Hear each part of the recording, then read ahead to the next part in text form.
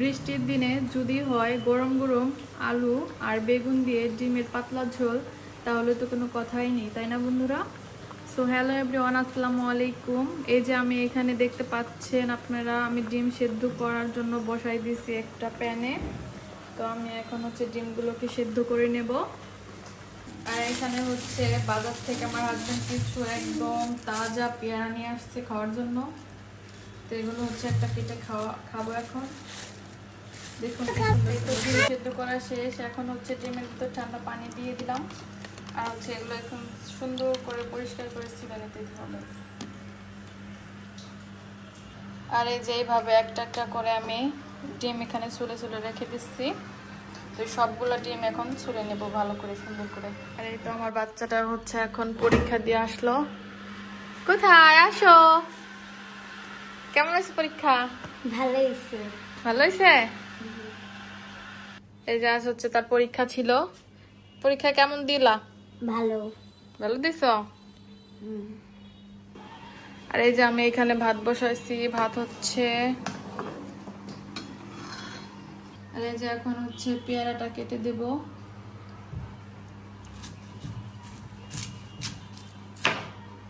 এই পেয়ারা যা মিষ্টি বলার বাহিরে, অনেক মিষ্টি রে বাবা।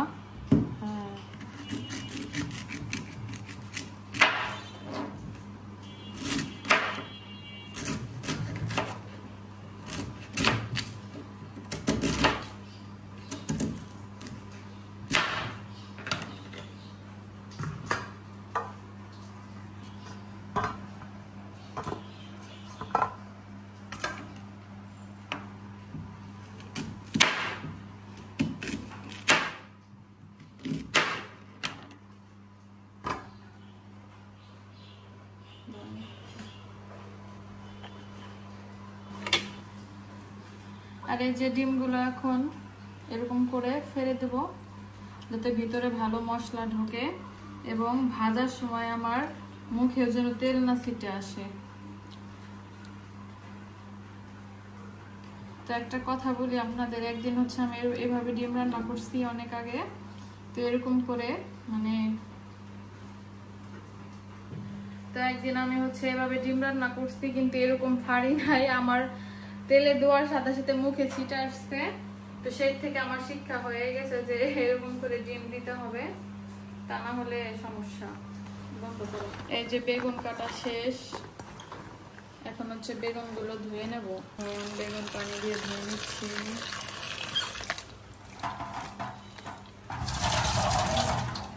আর বেগুনে একটু পানি দিয়ে রাখবো, বেগুনের কষ্টটা তাড়াতাড়ি চলে যায়।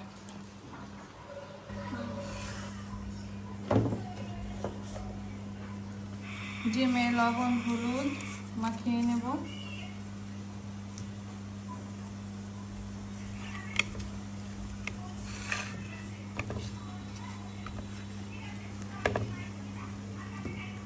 কড়াই বসাই দিছি, গরম হবে কড়াই, তারপর তেল দিয়ে দেব। তেল দিয়ে দিলাম।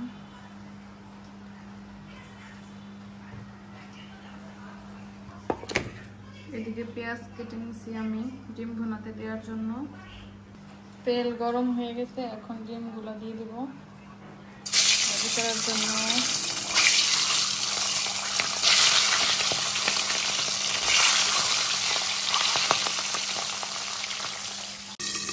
ডিম ভাজার নিনজা টেকনিক, এইভাবে ডিম ভাজবেন যাতে করে ডিম চোখে না লাগে খেতে।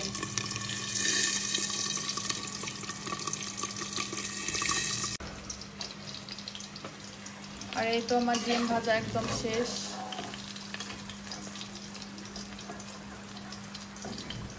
এই যে আমি উঠাই নিচ্ছি একটা একটা করে।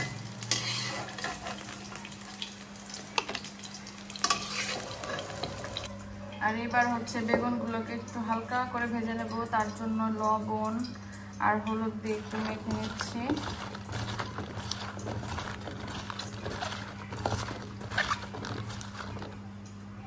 আর এবার তেলের ভিতরে এই বেগুনগুলো ভেজে নেব।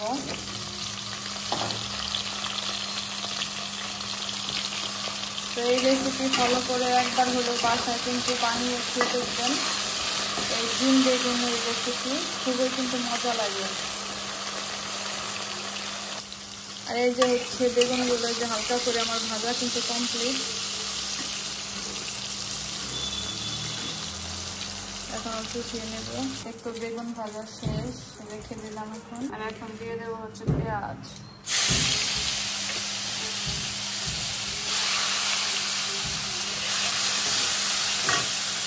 আর এতে আমার পেঁয়াজ বেরেস্তা করা শেষ। আর এর ভিতরে আমি দিয়ে দিয়েছি আদা, রসুন, মরিচ, জিরা, সব কিছুর পেস্ট একবারে দিয়ে দিয়েছি। আর এখন দেবো হচ্ছে লবণ, হলুদ, আর দেবো হচ্ছে ধনিয়া গুঁড়া। এই সমস্ত কিছু দিয়ে ভালো করে মশলাটাকে কষাতে হবে। আর এখন দিয়ে দেবো হচ্ছে বেশ খানিকটা মরিচের গুঁড়া, যেহেতু তরকারিতে একটু ঝাল ঝাল করে রান্না করবো। আর ডিম ভুনা কিন্তু ঝাল না হলে একদমই ভালো লাগে না।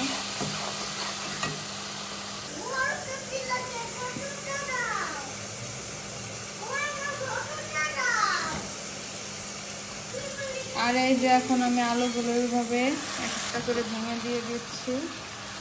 এভাবে ভেঙে দেবেন আপনারা যারা দিবেন। আলু দিয়ে একটু কষিয়ে নেবেন।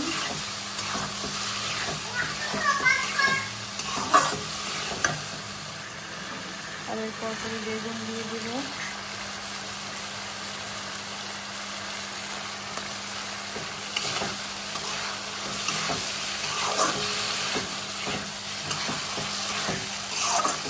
এগুলোকে হচ্ছে কিছুক্ষণ কষিয়ে নেব। তো এগুলো আমার কষিয়ে নেওয়া শেষ। এখন আমি হচ্ছে পানি দিয়ে দেবো।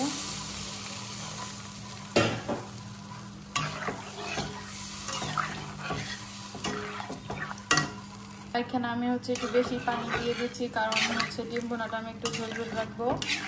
তো ডিম ভুনাটা সাধারণত আমরা ভুনায় কিন্তু সবাই পছন্দ করি, কিন্তু এইভাবে একদিন আলু বেগুন দিয়ে পাতলা ঝোল করে খেয়ে দেখবেন, অনেকই কিন্তু ভালো লাগবে। আর এই যে হচ্ছে ঝোলের যে আলু উঠে গেছে, মানে বলক উঠে গেছে, তারপরে কিন্তু আমি যে ডিমগুলো দিয়ে দিছি।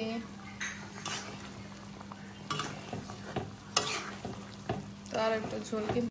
আর ফাইনালি এই যে আমার ডিম রান্না হয়ে গেছে। আমি এতটুকুই ঝোল রাখবো। ফাইনালি এই যে আমার রান্না হয়ে গেছে। এখন আমি চুলাটা অফ করে দিই। এই যে ডিমের ফাইনাল লুক।